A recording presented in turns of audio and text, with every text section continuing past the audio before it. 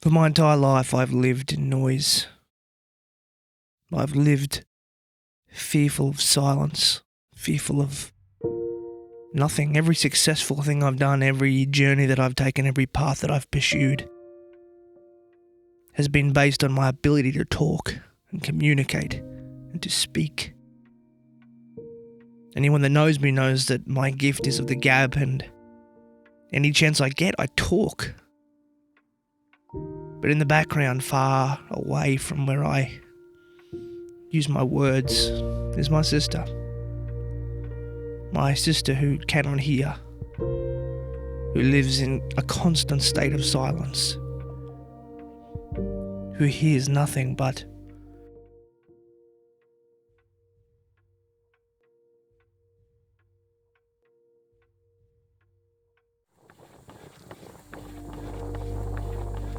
that's what I need to find. That's where I need to go. I need silence. I need what I've never had. I need what fears me the most. I need what scares me the most. To sit alone with nothing but my thoughts. To feel life like my sister. To get out of my comfort zone. To get out of the middle.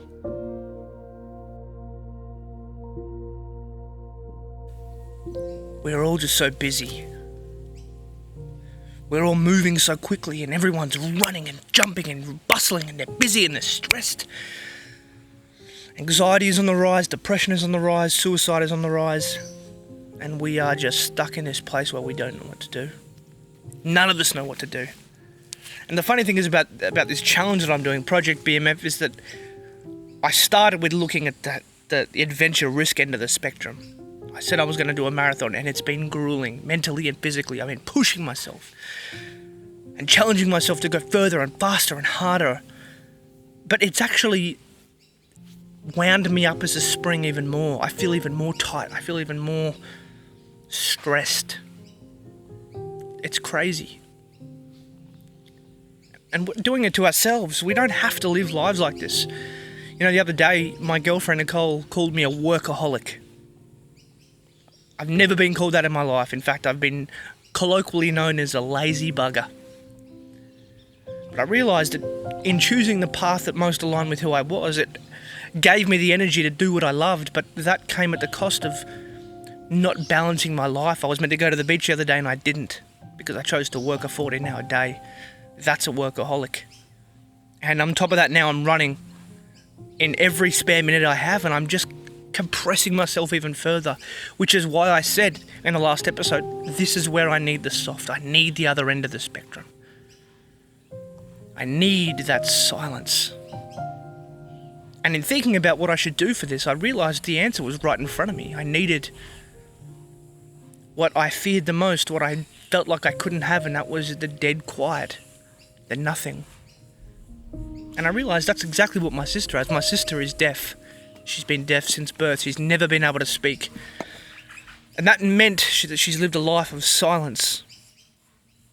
And a life of solitude in many ways because of the nature of her state of being. And I'm not saying that I want that, or she would want that, or anyone would want to be in that position. But I realised that I, in my loud, cantankerous, often verbose, in my big personality, I needed that silence.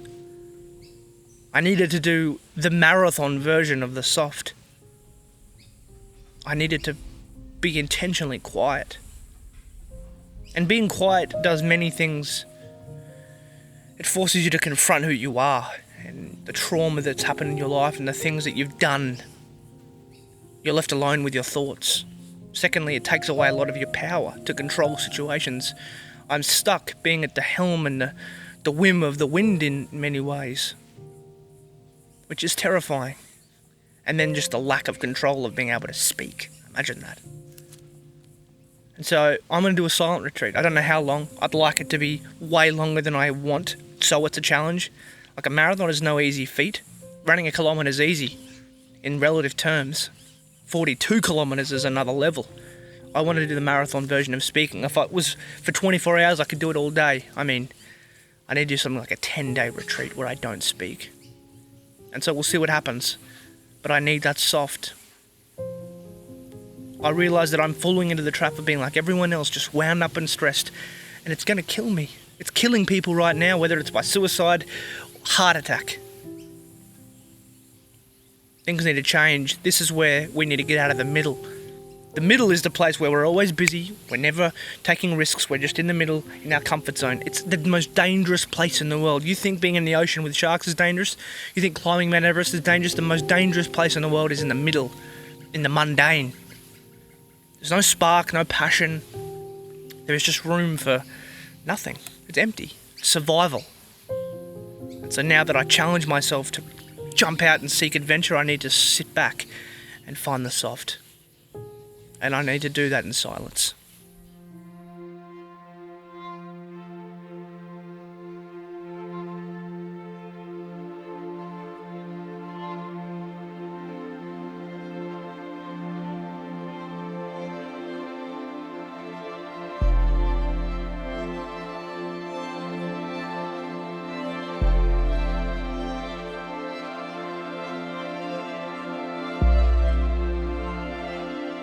So you may be wondering, how is he going to practice for a silent retreat? I mean, all you have to do is be silent. You don't talk, and that's it. Whereas a marathon, you've got to get your body ready, both mentally and physically.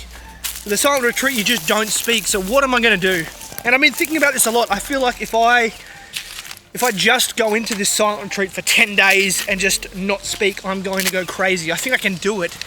But I want this to be an experience where I learn about who I am, I learn introspectively, I learn about the person that I've become. And so I'm going to train, and the way I'm going to train sounds simple, it sounds almost stupid, but I'm going to read. Now, I'm a reader naturally, I probably read a book a week on average if I can, but I kind of just read for fun, and I'll read 10 minutes here, half an hour there. I never dedicate a few hours to really understanding the craft. And so in my training, I'm going to take a book, doesn't matter what book, and I'm going to spend an hour, 2 hours with intense focus on just reading. And I'm going to use that to train. This is going to be my distance training, my marathon training. It's going to be an hour, 2 hours, no phone, no distractions, just reading. And I'm going to use that, as I said, to build up mileage of not speaking. But on the other end, as any good marathon runner knows, you need to still do sprints. You still need that high intensity training, whether it's hill sprints or whether it's running up and down a track. You still need the short bursts of intensity. And for that, I'm going to do guided meditation. So essentially it's an app that I'm going to use by Sam Harris called Waking Up. And I'm going to sit down for 20, 30, 40 minutes of time and do a guided meditation. And so it's very easy. It's short, intense, guided meditation where I can still get that short practice in, but still then do the mileage of a marathon. That's going to be the process. And that's what I'm going to do to train for this silent retreat. It seems kind of silly, but I feel like that's what I need to do because it's so far out of my comfort zone to be that quiet for so long. I mean, have you ever not spoken for 10 days? That's going to be me.